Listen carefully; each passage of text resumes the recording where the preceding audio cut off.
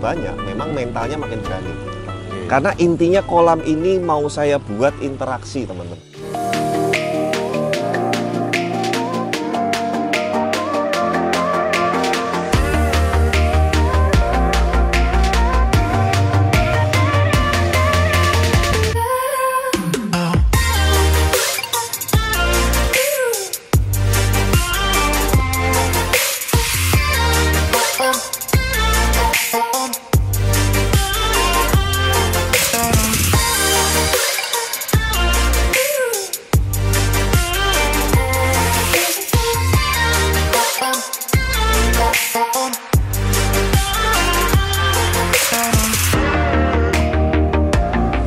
Selamat sore. Nah teman-teman, hari ini saya kepengen lanjut bahas mengenai kolam natural, terutama yang menggunakan sistem under gravel natural juga. Oke. Nah kebetulan kan kalau nggak salah video yang sebelum ini kita update running setelah 2 bulan dan masuk ikan kohaku ya. Wah, 9 ekor kan. Betul. Nah hari ini sebagian itu saya kepengen nyicil sela-sela semen, acian yang kemarin di video sebelumnya itu mulai saya pasang mus. Soalnya masih kelihatan kosong. Ya, masih kelihatan kosong. Dan mus ini pun nanti juga tahapan-tahapan penginstalan atau pemasangannya ini melalui beberapa proses juga, teman-teman.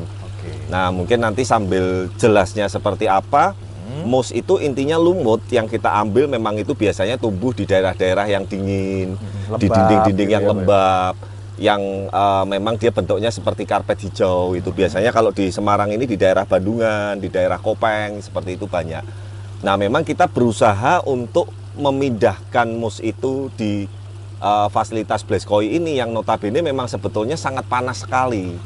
Makanya beberapa kadang ada yang gagal, ada yang kering, ada yang menguning. Ya itu sih wajar, memang ini ibaratnya hanya sekali lagi untuk estetika menambah keindahan konsep naturalnya seperti itu. Nah teman-teman, mungkin kalau di video selama ini kita Blaze Channel sudah jalan berapa lama ya? 1,5 hampir ya ini kayak tahun kedua lah ya ini ya. Mungkin teman-teman baru lihat kali ini saya nyemplungin kaki di kolamnya Blaze kan, dan ada ikannya gitu. Nah sekali lagi memang saya pun ini juga bergeser, dalam artian ada beberapa customer terakhir yang request ke kita itu memang tidak mau yang keeping koi-nya terlalu profesional. Memang kan kalau koi yang memang kita ngomong standarnya yang premium ya teman-teman ya, selain ikannya bagus, airnya bening, standar filternya bagus, maintainnya mudah dan segala macam, kolam itu hampir tidak boleh untuk diobok-obok seperti ini. Kenapa? Ya bisa stres ikannya. Oke. Ya, nah ini apa nggak stres? Nah, betul ya. Memang intinya tapi tidak disarankan, karena apalagi yang memang koi-koi premium yang harganya mahal ya teman-teman, kita nggak pernah tahu di situ itu nanti bakal terjadi stres atau bakteri atau apa segala macam. Memang saya pun baru kolam ini yang saya giniin gitu loh. Nah kenapa teman-teman, memang saya membiasakan dari awal ikan ini masuk, saya treatment seperti ini di kolam under gravel, di kolam natural, dan nanti saya mau treatment bahwa kalau dia ada goyangan seperti ini, ada kaki saya obok-obok, nanti habis ini saya akan kasih feeding, itu dia akan terbiasa. Nah mungkin kalau teman-teman ingat kita bahas di rest area yang waktu mungkin beberapa hari yang lalu ya, di air yang keruh, yang butek, ikan koi bisa survive, bisa hidup. Nah sebetulnya kembali lagi semua itu karena terbiasa. Nah jadi sekali lagi teman-teman jangan ditiru mentah-mentah, takut saya nanti, oh itu Pak Ade kolamnya diobok-obok, kakinya dijegur-jegurin seperti itu, kolam saya juga habis itu sakit, stres, wah saya disalahin nggak. Jadi ini ikan kondisi belum makan teman-teman, masih stres juga. Makanya saya juga ngelihat kondisi ikannya, stresnya bukan yang sakit ya, bener-bener dia masih apa ya, penyesuaian aja. Karena sebelum ini juga dia juga di kolam-kolam konvensional kita yang tidak ada batu-batuannya, tidak ada tanamannya seperti ini, tidak ada rumput-rumput yang di dalam air maupun yang di luar. Kemudian dasarnya juga nggak ada under gravelnya. Ini sekali lagi mereka sedang saya treatment untuk dibiasakan. Makanya kasih makannya pun nggak boleh langsung banyak seperti kolam-kolam yang konvensional pada umumnya. Nah kemarin itu ada 9 ekor kohaku. Betul. Ya saat ini saya tambah ada jenis Yutsuri 1, Tancho kohaku 1, betul, Karashi 1, Goshiki 1, Sanke 1, Soa 1, Sanke-nya 2, sorry. Sanke-nya 2, kemudian ada satu warnanya polos 8, kemudian ada juga satu lagi yang ibaratnya ini Black Soragoi. Ya 9 tambah 9 18. Jadi kurang 9 ekor lagi. Nah, kenapa teman-teman kok saya pilih yang kolam nggak terlalu besar ini rame nantinya 27? Supaya ikan koi itu kalau dia koloninya makin banyak, memang mentalnya makin berani. Oke. Karena intinya kolam ini mau saya buat interaksi, teman-teman. Saya interaksi dengan koi, saya jegurin. Nanti istri saya, mungkin keponakan saya kalau kesini mau ngobok-ngobok. Kalau kolam-kolam yang lain mau ngobok-ngobok, jujur saya larang. Ya, ada beberapa ponakan saya waktu kesini, Om mau ini, saya ngomong jangan dipegang ya, kasih makan aja. Nah, di sini itu nanti saya siapin untuk mereka mau obok-obok atau apa segala macam, tapi ngasih makannya tetap dengan standarnya koi yang seperti pada umumnya. Bahwa kolam ini memiliki beberapa level ketinggian. Betul. Jadi ada yang cetek, ada yang agak dalam, ada yang paling dalamnya ini 1 meter lebih sedikit. Ya kan? Mungkin nggak nyampe 1 meter setelah kita kurangin under gravel dan lain segala macam. Nah, nanti teman-teman perhatikan, dia nanti bisa makannya ini di sela-sela yang pendek-pendek ini, dan dia nanti bisa berinteraksi seperti di danau atau di alamnya. Yuk kita lihat sama-sama ya. Saya sengaja kasih makannya deket ke yang pinggiran-pinggiran, teman-teman.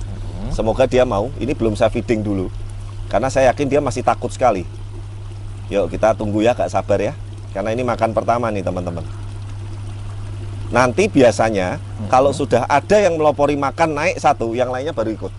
Ya, jadi koi itu memang seperti itu. Kita pancing dulu. Nah, masih takut teman-teman. Padahal di kolam yang sebelumnya dia sudah makannya lahap sekali. Tapi itulah yang saya bilang, bahwa ikan koi di habitat yang baru, pindah kolam yang baru, apa itu import, apa itu lokal, dia pasti intinya butuh adaptasi. Oke. Ya, kita tunggu nih, sudah ada yang mau gejala-gejala naik. Lihat ya. Asik, harusnya nanti dia bisa sampai naik-naik ke pinggiran-pinggiran yang saya bilang yang under gravelnya, yang level-levelnya yang lebih pendek itu. Ya, teman-teman sabar. Jarang saya ngasih makan momen pertama dan kita nungguin sampai dia bener-bener makan nih. Tuh, ya kan, mau menaik ragu, mau makan ragu. Awal masih seperti itu karena stres, teman-teman. Yang penting pastikan ikannya itu sehat. Oke. Dalam artian tidak sakit, tidak ada masalah dengan jamur dan lain segala macam. Ya, kita tunggu sama-sama ya.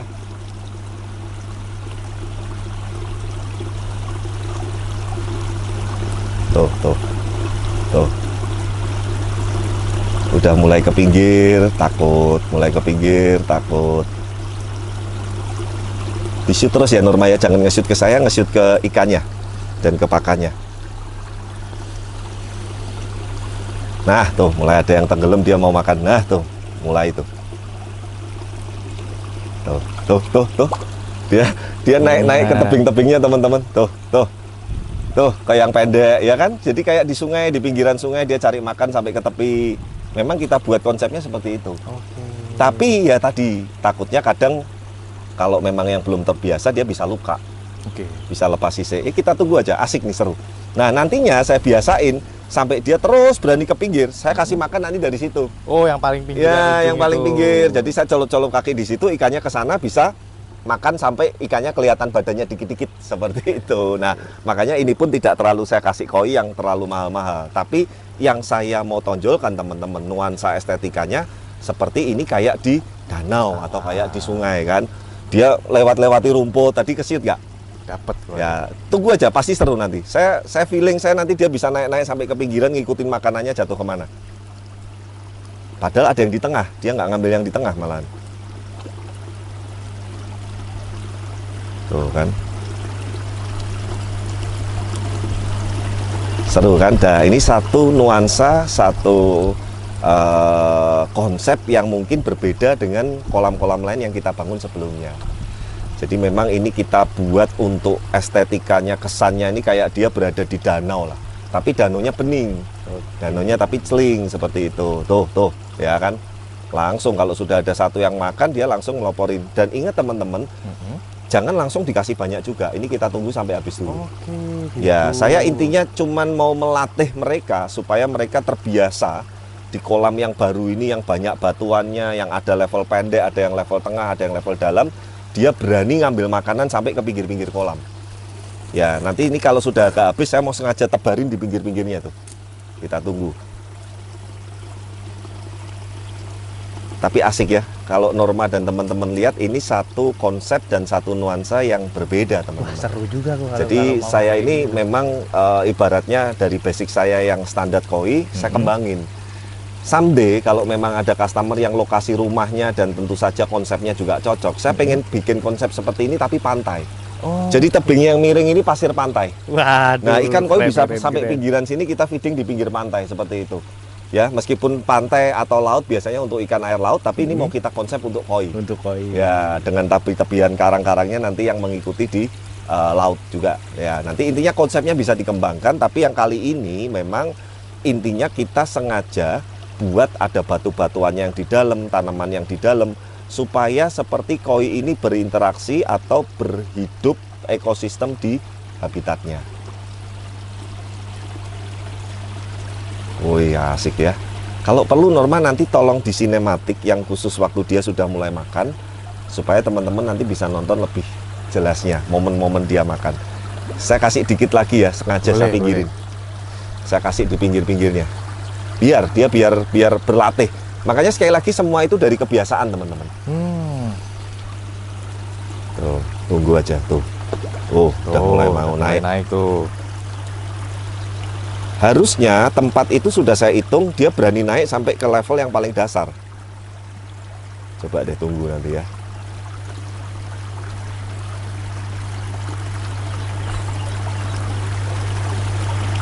Makanya lahap sekali, tapi masih agak ragu-ragu, agak takut-takut. Nah, kalau yang kadang memang gerakannya cepat sekali, habis makan terus kabur, itu biasanya ciri-ciri ikan jantan. Oh, kelihatan kayak gitu ya. Dan memang di sini saya sengaja pilihin yang rata-rata jantan semua. Mungkin ada 1-2 yang masih kemungkinan 50-50, tapi kalau prediksi saya nggak salah, ini rata-rata di sini jantan semua. Kelihatan dari warnanya. Tuh, asik kan, nyiprat-nyiprat sampai pinggir sini, sampai situ. Ya, sengaja saya kasihnya di sini biar dia ke batu. Tuh. Nah. Tuh. Dia nanti akan tahu bahwa oh ternyata di daratan yang paling pendek pun ada makanan gitu. Lama-lama dia ngapal, ini kan masih pertama, dia masih ragu-ragu, masih takut-takut. Ya. Nah, jadi teman-teman inilah satu konsep yang bahwa tidak melulu ikan koi itu harus di kolam yang kotak, yang besar, yang dalamnya 2 meter, 3 meter, yang kolamnya mungkin sampai ratusan ton, enggak juga. Ini space kecil loh. Ini space kecil, lebar paling mungkin nggak nyampe 3 meter, hampir rata ya, cuman saya bikin abstrak. Landscape yang untuk setelah ini pun saya nggak punya space cukup banyak, saya desain seadanya. Desain pun ini mengikuti di tepi sungai, di tanggul, pinggir kali ya, jadi saya buat seperti ini biar nggak terlalu terlalu kebanting.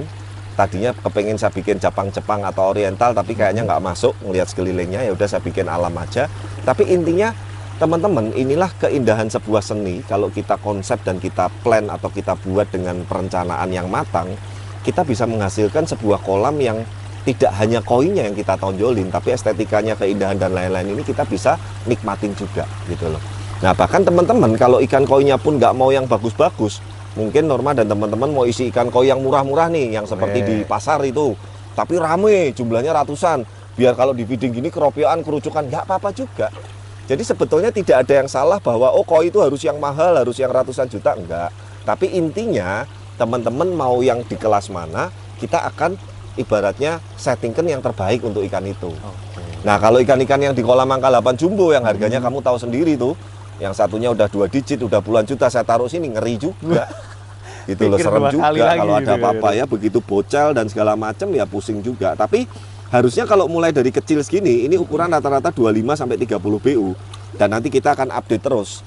Saya yakin dia bisa growth meskipun dengan kolam under gravel ini, meskipun tidak saya puspakan. Tapi ingat sekali lagi, di sini saya tidak mengejar jumbonya. Betul. Yang saya kejar ini kenikmatan keindahannya, bisa hand feeding, dia bisa makan-makan sampai di pinggir ya, kita kasih di pinggir lagi ya. Itu yang kita kejar. Tuh, nanti kalau dia udah terbiasa, semoga kalau pas Norma juga pagi datang ke sini, tuh Norma, keren ini. Ya kan? Saya nanti akan biasakan di sisi sebelah situ. Jadi saya pagi sarapan, ngopi, ditemani Mas Oyin sambil ngerokok, sambil feeding, ikannya datang semua ke pikiran. Nah, nantinya endingnya seperti itu teman-teman. Tapi memang sekali lagi butuh dibiasakan teman-teman. Makanya saya ini bertahap nih. Nanti kalau pertama langsung kita pegangin pakai tangan, takutnya dia nggak mau makan. Ya kan? Tapi dia kan sekarang ini sudah tahu bahwa area situ yang dangkal itu pun ada makanan tuh di situ. Nah, itu loh yang kita lagi mau kenalin ke mereka. Seperti itu. Betul. Ya, intinya overall ikan juga sehat semua. Tadi lumut-lumut yang kita sudah setting itu pun memang kok nggak semua, Pak. Ya, kamu lihat kan ada bagian-bagian yang nggak ada tekuannya, Norma. Nah, itu kalau lumutnya saya pasang terlalu bawah nanti gogrok ke kolam malahan. Rontok Biar juga seperti juga ini nanti dia numbuh memanjang sendiri. Akarnya dia nempel di dinding sendiri seperti itu. Dan Norma lihat sekarang hampir semua batu dan dinding-dinding yang semenan acian sudah berwarna hijau nih sekarang nih. Air terjun kurang dikit. Kemarin kan air terjunnya kelihatan masih banyak abu-abu semennya kan. Ini kurang lebih 5 harian sudah hijau-hijaunya lumutnya. Justru ini jangan dibersihin teman-teman. Karena kan sekali lagi ini konsepnya natural. Makanya biasanya orang yang terlalu bersih sekali, perfeksionis sekali, yang idealisme sekali, biasanya kurang suka konsep gini. Sukanya yang minimalis, rapi, bersih, nggak ada lumut segala macam. Tapi sekali lagi tidak ada benar salah. Yang penting teman-teman tuh happy, enjoy, suka di mana. Ya kemarin kita posting yang punya Pak customer Jakarta itu, yang under gravel juga, rame di Instagram, TikTok maupun yang DM ke WA ke saya cukup banyak. Cuman ya saya kasih tahu, ini poin-poinnya, ini kelemahannya, ini kelebihannya, ini enaknya tanpa maintenance sekali. Ini tidak ada big boss sama sekali.